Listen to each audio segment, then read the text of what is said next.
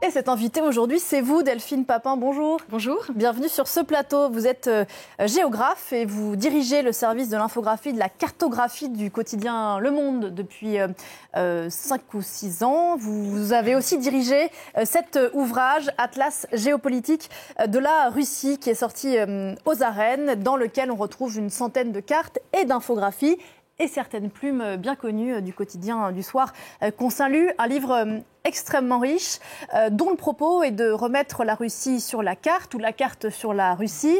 Une Russie qui, en envahissant l'Ukraine au mois de février dernier, a soulevé, écrivez-vous, la plus inflammable des questions géopolitiques, celle des frontières. Alors commençons donc par le commencement et par les cartes qui ouvrent l'ouvrage et qui reviennent sur 1200 ans d'histoire territoriale russe. Que nous disent-elles ? Alors, on a commencé par ouvrir effectivement cet atlas par des cartes historiques, puisque dans le discours de Vladimir Poutine, il fait appel à l'histoire. Beaucoup, son discours serait véritablement cartographiable. Et donc il y fait souvent des références à l'Empire et des références à l'URSS. Enfin, pas de cette manière-là, mais voilà. Donc c'était important pour nous, en tout cas, d'avoir un outil pour permettre au lecteur de savoir à quoi il fait référence quand il parle à ça. Alors en 2016, vous le citez, Vladimir Poutine disait que les frontières de la Russie ne se terminaient nulle part. Cette petite phrase dit beaucoup de la façon dont il se représente à la fois le monde et son pays. À quel moment de l'histoire, si toutefois il y en a un, la grande Russie de Vladimir Poutine correspond-elle ? Alors, il fait référence en fonction des territoires qu'il veut récupérer. Ce qui est sûr, c'est que sur toutes les questions de la mer Noire, puisque votre correspondant sur place était à proximité, il fait référence à la mer Noire au temps de Catherine II, à savoir cette mer qui était plutôt une mer russe plutôt qu'un lac otanien. On sait aujourd'hui, bien sûr, qu'il nie à l'Ukraine son caractère national. C'est tout le sujet de l'invasion du mois de février dernier. Il y a des frontières. C'est un pays qui a des frontières, en tout cas officieuses, en tout cas selon Moscou, mouvantes, ce qui est assez rare aujourd'hui, ou en tout cas sur le continent européen. Quel est le statut aujourd'hui de ces nouvelles frontières, entre guillemets ? Je pense par exemple à la Crimée. D'ailleurs, ça ne vous a pas échappé, oui. La Crimée qui est sur la couverture de l'ouvrage, qui est englobée dans cette Russie. Oui, alors en fait, sur le caractère de la couverture, effectivement, on a fait un choix qui était le choix de montrer la manière dont Vladimir Poutine se perçoit son territoire et perçoit le territoire de ses voisins, donc avec ce territoire qu'il a annexé, où on a eu un référendum en 2014 qui a été conduit par la Russie, et sur lequel la communauté internationale ne reconnaît pas du tout cette annexion. On a eu ensuite d'autres territoires qui ont été annexés récemment, et pareil, de la même manière, la communauté internationale ne reconnaît pas ces frontières-là. Et d'ailleurs, sur les espaces que Vladimir Poutine a annexés officiellement selon la Russie, ce ne sont pas des territoires qu'il occupe totalement. C'est-à-dire qu'il y a encore des zones où l'extension de l'armée n'a pas été jusque-là, et pour autant, il les a déjà englobés comme lui appartenant. Voilà, donc il y a une différence entre, bien sûr, sur cette question des frontières, entre la perception qu'en fait la Russie et le droit international. Exactement, et d'ailleurs c'est intéressant de le voir en carte, parce que ça c'est difficile à expliquer à l'oral. Et j'irai très vite si je vous ai une carte où je superposais à la fois l'avancée des troupes russes et à la fois les territoires officiellement annexés. Et vous verriez que ces territoires ne correspondent pas à la réalité simplement militaire actuelle. Pour revenir à la Crimée, et vous l'expliquez par une infographie également dans cet atlas, l'annexion correspond bien sûr à des ambitions géopolitiques, mais aussi à une réalité démographique. La population de la Crimée, c'est beaucoup finalement par rapport à la population russe qui est en déclin depuis la chute de l'URSS. Oui, c'est ça. Ça nous semblait intéressant de le montrer, c'est-à-dire qu'il y a une page qui raconte la démographie russe, c'est-à-dire quand même quand on regarde une carte, c'est un petit peu trompeur, une carte mondiale, puisque vous avez un territoire qui est le plus vaste du monde, qui va de la Chine jusqu'aux États-Unis par l'Alaska, et qui va aussi aussi jusqu'à l'Europe.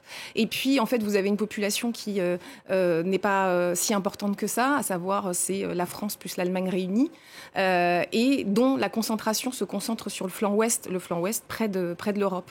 Et donc effectivement, c'est un pays qui n'est pas si peuplé que ça par rapport à l'image qu'on peut s'en faire quand on regarde une carte. Et l'annexion de la Crimée avait effectivement fait rapporter, entre guillemets, une population bien plus importante, 2,3 millions, pour être précis, d'habitants à la Russie en l'espace de quelques mois, en 2014. Vous rappelez aussi dans cet ouvrage que Vladimir Poutine est un président guerrier, un président belliqueux, mais qui, à l'image du conflit en Ukraine, n'aime pas utiliser le mot guerre. Absolument. D'ailleurs, on y fait attention. On y a fait attention pour protéger les correspondants qu'on avait sur place.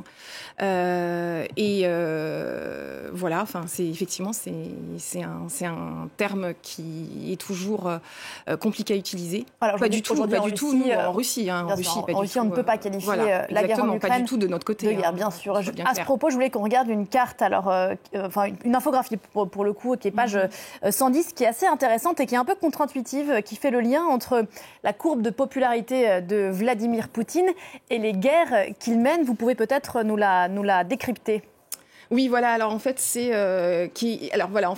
une courbe qui montre la popularité de Vladimir Poutine. Et en fait, l'idée qu'on voulait ici montrer, c'était que à chaque fois en rouge, vous avez des grands moments. Par exemple, si on prend le point rouge sur l'annexion de la Crimée, vous voyez que sa courbe de popularité monte.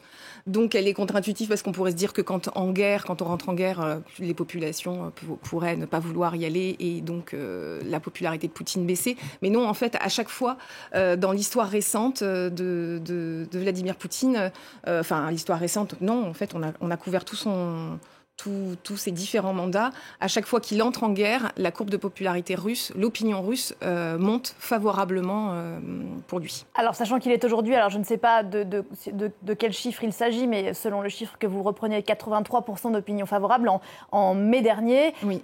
Et clairement, la courbe est ascendante après l'invasion de la guerre en Ukraine. Et je dis contre-intuitive parce que, bien sûr, on le sait que tous les Russes ne suivent pas Vladimir Poutine sur l'invasion de l'Ukraine. Toutefois, ce chiffre ferait rêver des dirigeants occidentaux. Oui, alors après, il y a toute la question de l'information ou de la désinformation en Russie qui explique cette courbe, oui. L'invasion de l'Ukraine, et vous le rappelez bien sûr dans cet ouvrage, est bien sûr venue remettre au centre, redistribuer les cartes, remettre au centre la confrontation avec l'OTAN. Il y a une infographie passionnante sur le rapport de force militaire, pour le coup, entre l'OTAN et la Russie. Rebattre les cartes avec le voisin chinois. Je voulais qu'on évoque les conséquences sur les ambitions. Alors là, c'est le comparatif des forces armées entre l'OTAN et la Russie, clairement en faveur de l'OTAN. Mais je voulais qu'on en voie une autre, celle sur les ambitions africaines de Vladimir Poutine, sujet qui nous intéresse particulièrement ici à France 24. Est-ce que vous diriez que, avec ce titre intéressant d'ailleurs vers la Russe-Afrique, est-ce que vous diriez que ça a rebattu aussi les cartes, cette guerre en Ukraine, sur les liens entre la Russie et le continent ? Oui, alors on l'a vu, il y a une autre partie de la page qui pourrait être intéressante à regarder, c'est les votes des pays africains en faveur de l'invasion. Voilà, et en faveur à l'ONU en faveur des sanctions. Des sanctions, merci, excusez-moi. Et on voit que un certain nombre de pays africains ne se sont pas prononcés sur cette question-là, c'est-à-dire qu'ils n'ont pas dit qu'ils soutenaient les sanctions, mais en ne se prononçant pas contre, on sent que la Russie a une influence grandissante au détriment des anciens pays du précaré africain, que sont évidemment la France en première ligne. Il y a un autre élément sur cette carte, les pays qui sont en rose, ce sont ceux qui ont signé un accord de coopération militaire avec Moscou. Absolument. Dont énormément, écrivez-vous, d'États autoritaires ou d'États, dites-vous, qui ont failli. Je renvoie à ce sujet, on en parlait tout à l'heure dans la revue de presse, à l'article du Monde aujourd'hui qui parle des agissements des troupes de Wagner au Soudan. Vous dites dans cet ouvrage que le conflit a changé la donne pour vous. vous, les cartographes et les géographes, peut-être plus généralement. Et en illustration, je voudrais qu'on regarde une carte qui a été établie de la situation à Mariupol. Je crois que c'était au mois de mai. Oui, c'est ça. Dites-nous pourquoi cette carte, à ce moment-là de l'histoire, dit des choses que des reporters ne pourraient pas dire. Alors, en mai 2022, on est dans un moment où il est très difficile d'accéder à Mariupol. Il n'y a plus de journalistes internationaux sur le terrain, et donc, ou très peu. Je crois qu'il reste une ou deux équipes. Et donc l'accès à l'information, l'accès à ce qui se passe sur le terrain, eh bien, on a pu nous la raconter via des images satellites ou des images qui proviennent de radars. Et donc, ce qui était intéressant de montrer sur cette carte, c'est-à-dire que vous voyez tous les petits mouchetés rouges et jaunes, en fait, représentent les bombardements ou les zones endommagées sur cet espace de Mariupol. À l'époque, on raconte que les cibles de la Russie se concentrent essentiellement sur des zones stratégiques, comme effectivement, vous en avez entendu parler, la zone industrielle d'Azovstal. Et en fait, quand on prend les images satellites et qu'on les étudie et qu'on regarde toutes ces zones endommagées, on voit bien que aussi bien les quartiers résidentiels et donc les civils sont touchés par les bombardements que la zone industrielle d'Azovstal. Donc c'était une manière d'être présent dans cette zone où on n'y voyait pas grand-chose, mais le cartographe là peut avoir un apport intéressant pour comprendre une situation. Voilà, les faits rétablis grâce à la carte. Merci beaucoup, grâce aux cartes. Merci beaucoup Delphine Papin de nous avoir parlé de cet ouvrage. Exercice difficile que de résumer 200 pages de cartes visuellement comme ça, mais c'est vraiment un atlas que je vous invite à ouvrir, qui est extraordinairement riche, évidemment très bien illustré et très intéressant, et pas que, là on a dû faire un peu vite, mais sur la guerre en Ukraine. Merci beaucoup d'être venu nous en parler. On se retrouve juste après la pause avec Florent Rodeau pour la suite de Paris Direct. À tout de suite.